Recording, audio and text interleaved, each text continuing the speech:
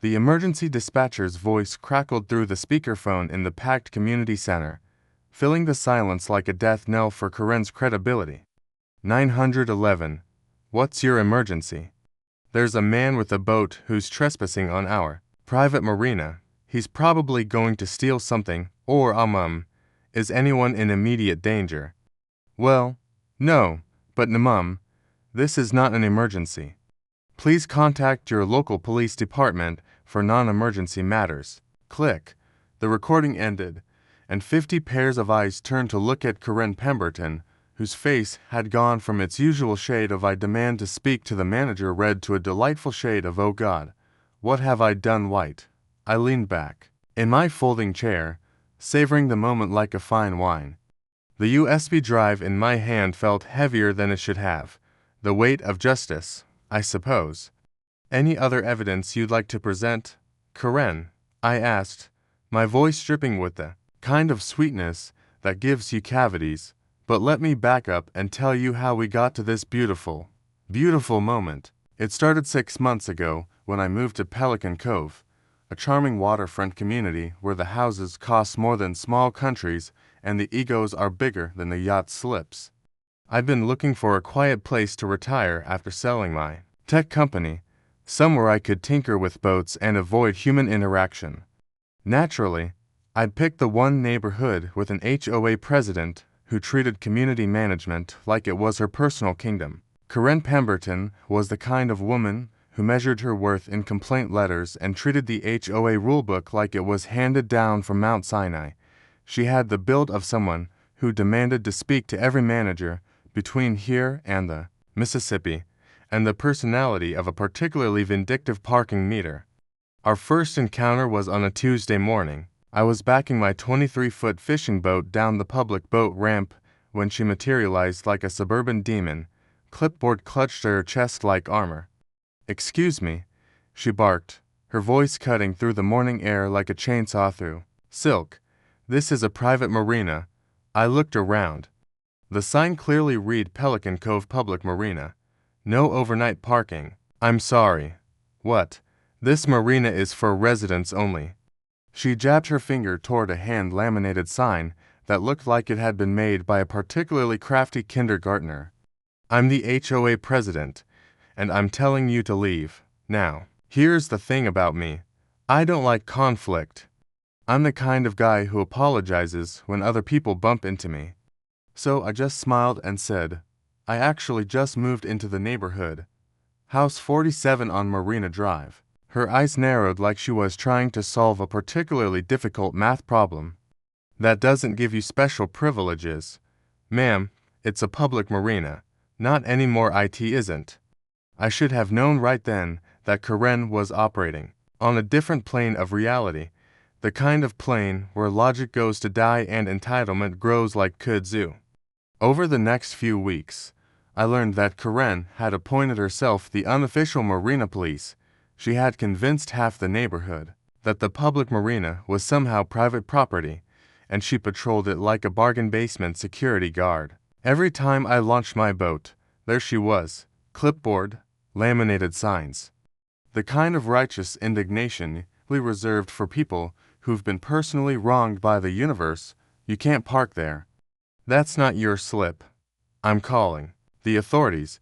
The woman called the police so many times that Officer Martinez started greeting me by name. "Morning, Mr. Rodriguez. Corinne again, Corinne again. She knows this is public property, right?" I've tried explaining that.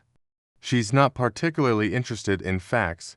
The situation escalated when Corinne discovered I'd been using the marina after 6 p.m. Apparently, she decided that sunset was the magical hour when public property became her personal domain. She started leaving notes on my boat, passive-aggressive masterpieces that would have made Emily Post weep. Reminder: this marina has quiet hours after 6 p.m. Considerate neighbors don't use boat motors after sunset. Some people have more respect for community standards. I kept every single note. Not because I'm sentimental, but because I'm thorough. The final straw came on a Saturday morning in July. I was preparing for a fishing trip when Karen marched down to the dock with 3 other HOA board members in tow, looking like the world's most annoying boy band. "Mr. Rodriguez," she announced, "the board has voted. You're banned from using this marina." I looked up from tying my boat lines. "I'm sorry." "What?" "Effective immediately. You're no longer welcome here." She pulled out a folder thick enough to stop a bullet. "We have documentation of your violations: excessive noise, unauthorized use of facilities, failure to respect community standards." "Karen," I said, keeping my voice level, "this is a public marina. You can't ban me from public property." "Watch me," she snapped, "and when you ignore this ban, I'll have you arrested for trespassing." That's when I noticed the security cameras. 3 of them, pointed directly at my usual parking spot. Karen had been documenting my every move like I was some kind of maritime criminal. "You've been recording me. Evidence gathering," she said primly. "For when the police need proof of your illegal activities." Here's the thing about entitled people: they're so busy being right that they never bother to be informed.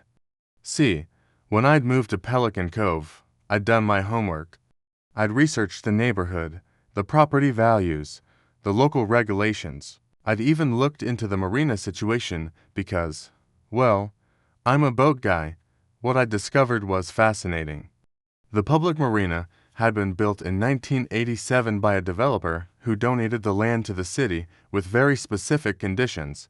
The marina would remain public, but the land lease would be renewable every 25 years. The lease had come up for renewal 6 months ago. And guess who'd bought it? The emergency HOA meeting was Karen's idea. She wanted to make a public spectacle of my banishment from the marina. She'd invited the whole neighborhood, the police, and even a local reporter who specialized in community interest stories. "Ladies and gentlemen," Karen announced from the front of the room, "we're here today to address the ongoing violations of Mr. Rodriguez, who has repeatedly ignored our marina regulations." She clicked through a PowerPoint presentation that would have made a corporate lawyer weep. Screenshots of my boat, timestamps of my arrivals and departures, a detailed analysis of my disruptive behavior.